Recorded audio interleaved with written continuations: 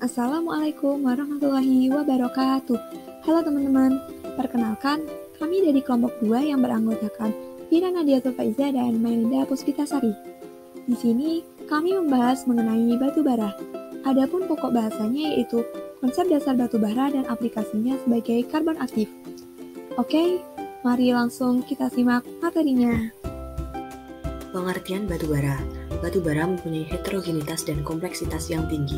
Beberapa pakar telah mencoba memberikan definisi mengenai batu bara antara lain. Speckman tahun 1958, batu bara adalah suatu benda padat karbonan berkomposisi maseral tertentu.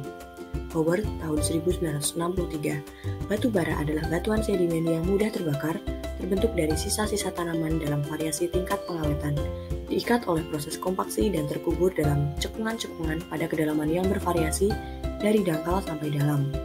Thiessen tahun 1974, batu bara adalah suatu benda padat yang kompleks, terdiri dari bermacam-macam unsur kimia atau merupakan benda padat organik yang sangat rumit.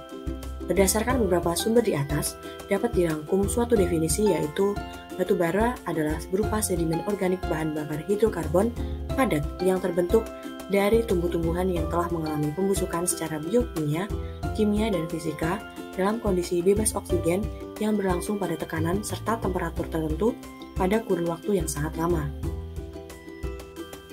Struktur batu bara. Batu bara terdiri atas campuran senyawa-senyawa yang susunan utamanya berupa atom karbon, hidrogen, oksigen, nitrogen, dan sulfur.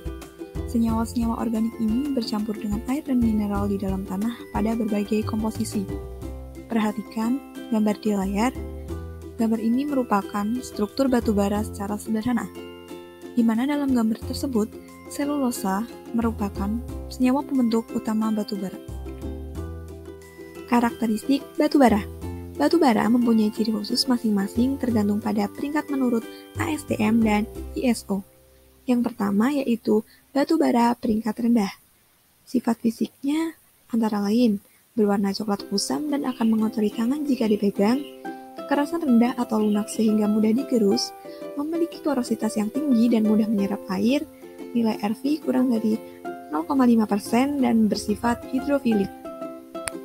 Sementara sifat kimianya antara lain kadar airnya tinggi, kadar zat terbang tinggi yaitu pada kondisi DMMF lebih dari 31% sehingga mudah terbakar, kadar karbon rendah, kadar hidrogen tinggi sampai lebih dari 5%, kadar logam alkali bervariasi, umumnya terikat dengan garam organik sehingga termasuk alkali reaktif. Yang kedua yaitu batu bara peringkat menengah. Batu bara ini memiliki sifat fisik diantaranya warna hitam mengkilat dan tidak mengotori tangan, kekerasan lebih tinggi, nilai RV antara 0,5 sampai 2%, dan bersifat hidrofobik.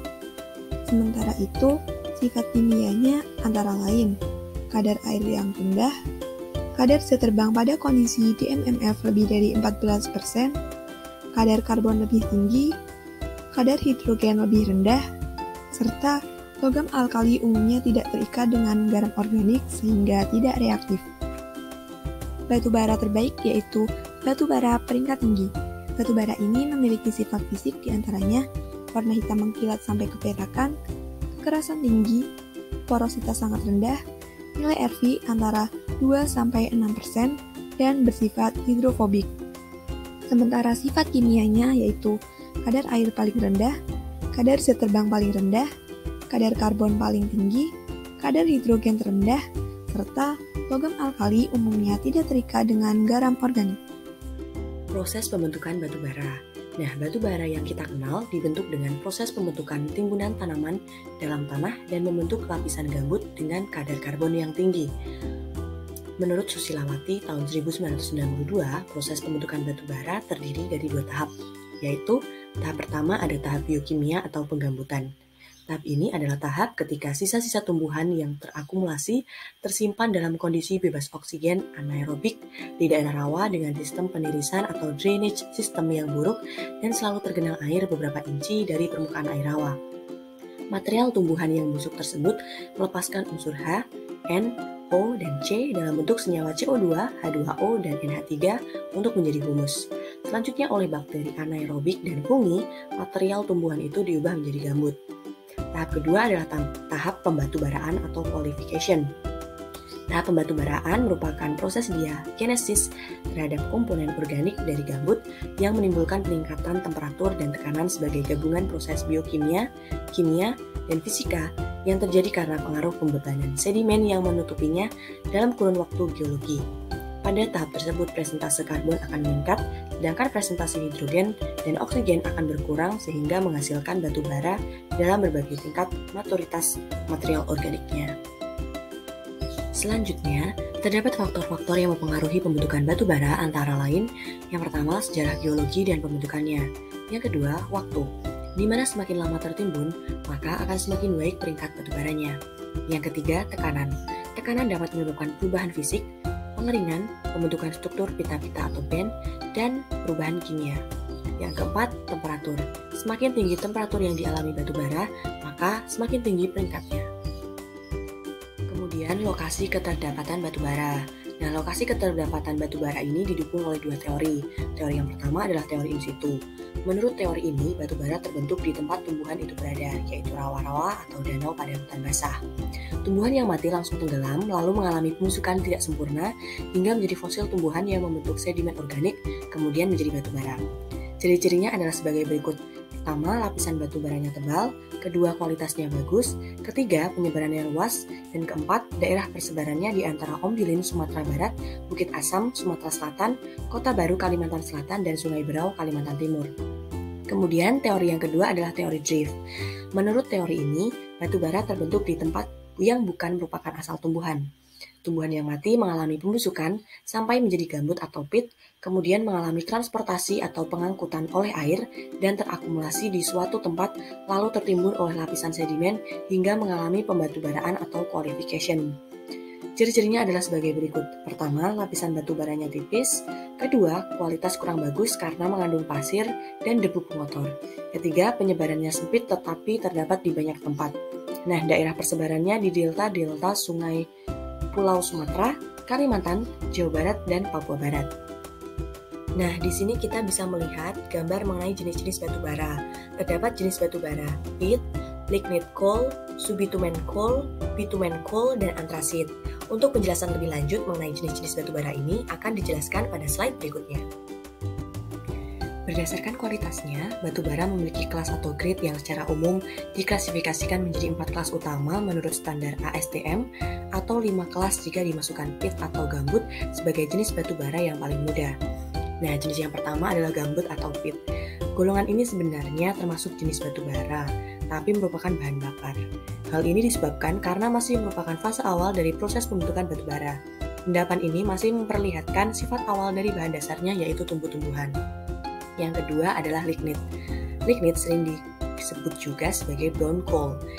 Golongan ini sudah memperlihatkan proses selanjutnya berupa struktur kekar dan gejala lapisan.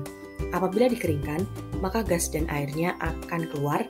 Endapan ini bisa dimanfaatkan secara terbatas untuk kepentingan yang bersifat sederhana, karena panas yang dikeluarkan sangat rendah sehingga seringkali digunakan sebagai bahan bakar untuk pembangkit listrik.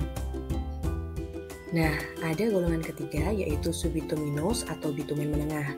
Golongan ini memperlihatkan ciri-ciri tertentu yaitu warna yang kehitam-hitaman dan sudah mengandung lilin. Endapan ini dapat digunakan untuk pemanfaatan pembakaran yang cukup dengan temperatur yang tidak terlalu tinggi. Subbituminous umum digunakan sebagai pembangkit listrik tenaga uap. Subbituminous juga merupakan bahan bakar baku yang penting dalam pembuatan hidrokarbon aromatis dalam industri kimia sintetis.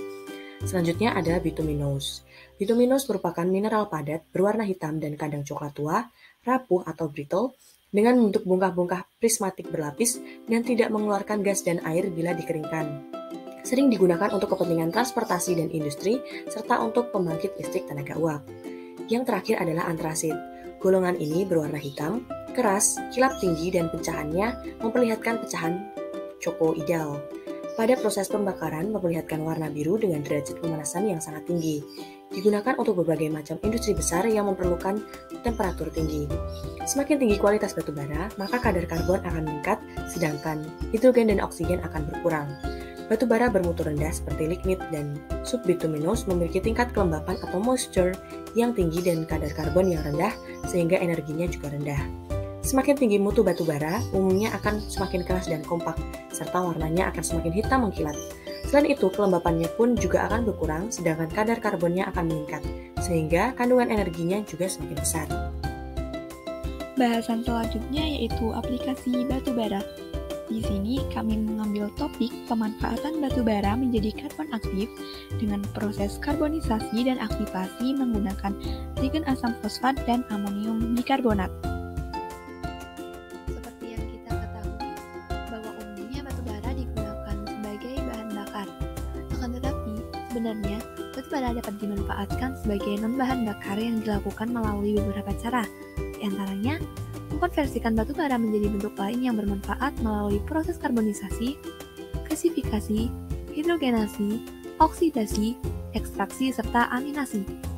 Yang kedua, batu bara dapat digunakan sebagai reduktor, serta dimanfaatkan sifat fisik batu bara, misalnya sebagai karbon aktif. Oke, sekarang kita masuk pada metode riset. Prosedur kerja yang digunakan dalam penelitian yang kami kaji yang pertama ada penghalusan batu bara, proses karbonisasi, proses aktivasi kimia, proses penyaringan dan netralisasi, dan proses aktivasi fisika.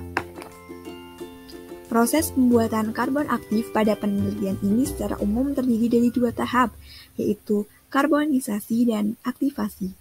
Karbonisasi dilakukan pada suhu 600 derajat Celcius selama 3 jam, sementara aktivasi terdiri dari dua, yaitu aktivasi fisika dan aktivasi kimia.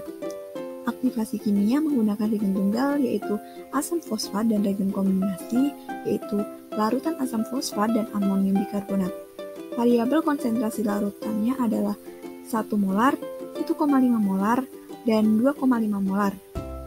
Aktivasi kimia ini dilakukan pada suhu ruang selama 8 jam, sedangkan aktivasi fisika dilakukan pada suhu 600 derajat Celcius selama 2 jam. Kombinasi reagen dan variasi konsentrasi digunakan untuk mengetahui pengaruh jenis dan konsentrasi reagen terhadap kualitas karbon aktif. Parameter yang sangat mempengaruhi kualitas karbon aktif adalah bilangan iodin. Nah, hasil penelitian dari artikel yang kami kaji menunjukkan bahwa karbon aktif terbaik diaktifasi oleh reagen kombinasi 2 molar dan reagen kombinasi 2,5 molar. Karbon aktif yang diaktifasi oleh reagen 2 molar mempunyai kadar air 7,5%, kadar zat menguap 43,3%, kadar abu 9%, fix karbon 40,2%, dan bilangan iodin 1238,544 mg per gram.